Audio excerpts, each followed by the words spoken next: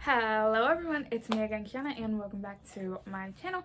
As you guys can see from the title of this video, we are going to be doing my July TBR. It still blows my freaking mind that we are in the month of July. The year 2021 is halfway over. So I have about 6 books I really want to try to get to this month. I do go on vacation around the 15th. I'm going to Vegas for like 8 days with my friends and my boyfriend, and so I'm trying to hope to at least read 3 books before I go on vacation. A book when I'm on vacation, so that's 4, and then maybe the rest when I get back. So let's just go ahead and get started with this video. The first book I plan on reading is, of course, to fulfill my poetry part that I want to read, and that is Pillow Thoughts by Courtney Pepperneal. And all it says is Pillow Talk is a collection of poetry and proses about heartbreak, love, and raw emotions. It is divided into sections to read when you feel you need the most. Make a cup of tea and enjoy yourself. So let's see what it's broken up into.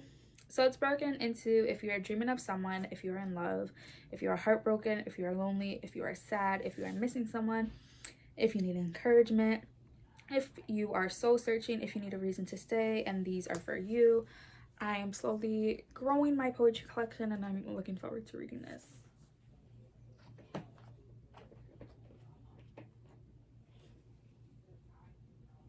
My next book is to fulfill my graphic novel selection, and that is The Girl from the Sea by Molly Knox Stagger. And this is about 15-year-old Morgan. One summer can change everything. 15-year-old Morgan has a secret. She can't wait to escape the perfect little island where she lives. She's desperate to finish high school and get away as far as possible from her sad divorced mom, her vile till little brother, and her group of best friends who don't actually know Morgan at all.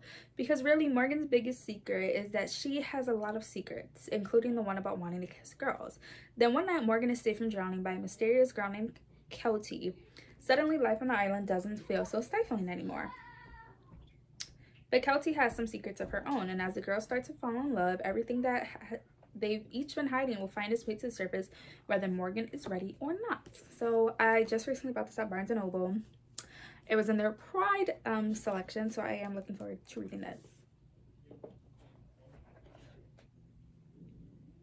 The next book is to continue on with me reading the fairy tale series, and that is Fairy Tale Volume 5 by Hiro Mishima.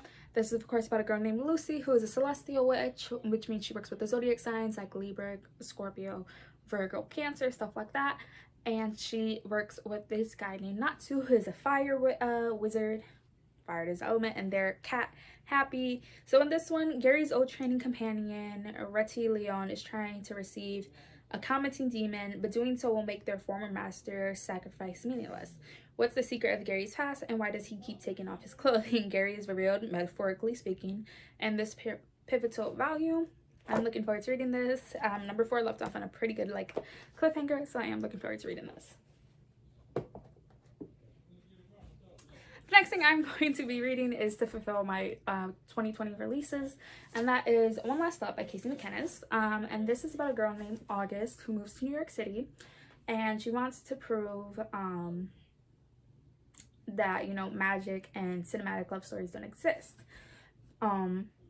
She can't imagine how waiting tables at a 24-hour pancake diner and moving in with too many weird roommates could possibly change that, and there's certainly no chance of her subway commute being anything more than a daily trudge through boredom and electrical failures. But then there's this gorgeous girl on the train, Jane, with her rough edges, swooping hair, and soft smile, showing up in a leather jacket to save August morning when she needs it most. August's subway's crush becomes the best part of her day, but pretty soon she discovers there's one problem. Jane just doesn't look like an old school punk rocker. She's literally displaced in time from the 1970s, and August is going to have to use everything she tried to leave in her own past to help Jane.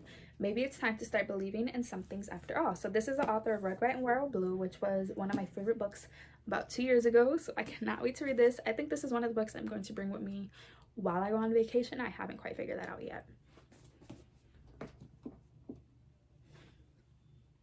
The next is for a book that's been on my shelf for a little bit, and that is Sweet and Bitter Magic by Adrienne Tooley. I got this in one of my Owl Crate books, and it follows a girl named Tasman, and she is one of the most powerful witches of her generation. But after committing the worst magical sin, she's exiled by the ruling coven and cursed with the inability to love. The only way she can get those feelings back, even just for a little while, is to steal love from others. Ren is a source, a rare kind of person who is made of magic, despite being unable to use it for herself. Sources are required to train with the coven as soon as they discover their abilities. But Ren's, the only caretaker for her ailing father, has spent her life hiding her secret. When a magical plague ravages the queendom, Ren's father falls victim. To save him, Ren proposes a bargain. If Tamsin will help her catch the dark witch responsible for creating the plague, then Ren will give Tamsin the love for her father. So it's supposed to be a female-female romance, if I'm not wrong. It's witches, one of my favorites. It's purple, another one of my favorites, and I can't wait to read this.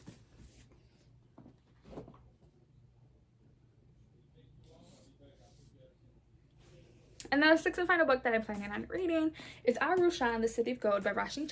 This is the fourth and final book in the Pandava Quartet. And this follows Rusha, and in the first book she is known as a really big liar. She lies about everything, where she lives, what her mother does for a living, and all of that. So over Thanksgiving break, her friends come to this museum where her mom works, and they live right above, and they end up waking up the sleeper, who in this Pandava culture is almost a person who ends all time. There, Arusha and another girl find out that they are the reincarnated spirit of the Pandava brothers and must find their other reincarnated spirits of their brothers and help save the world before it's too late. Absolutely loved books 1 through 3, and I cannot wait to read this. So those are all the books I plan on reading in the month of July. Hopefully, fingers crossed, I'll be leaving here on the side of me 2 videos you guys can go check out. I try to post twice a week. Sometimes life and work gets in the way, and I will hopefully see you guys very soon with another video. Bye guys.